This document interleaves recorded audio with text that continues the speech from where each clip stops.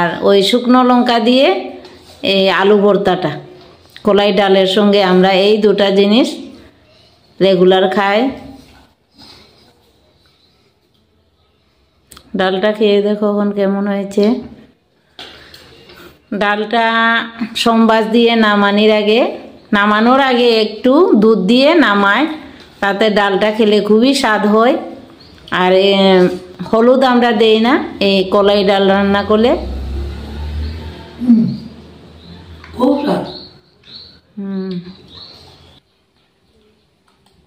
আলু ভর্তাটা খুবই ভালো লাগে।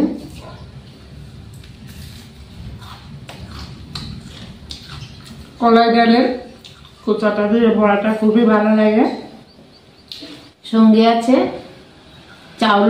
চাউলের গুঁড়ো আর বেসন দিয়ে বড়া করেছি, এত স্বাদ।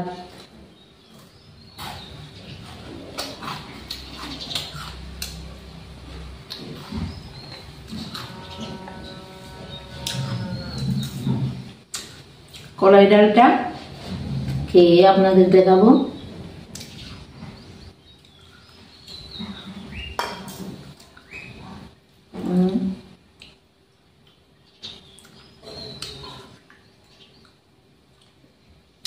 সজনে ডাঁটা দিয়ে রান্না করেছি কলাই ডালটা।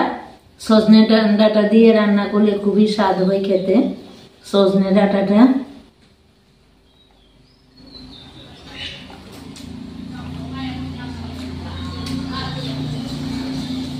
খুব ভালো লাগে দুধ দিয়ে কলাই ডালটা রান্না করলে।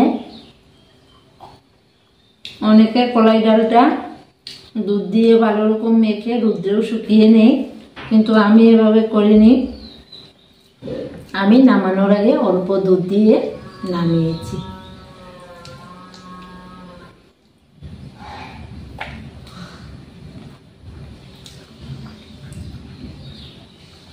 খুবই ভালো লাগে, টেস্ট হয়েছে।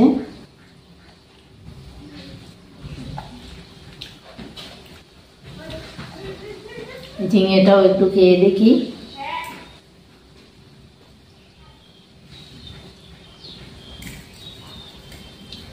লেজা দিয়ে খাবো আজকে, লেজা।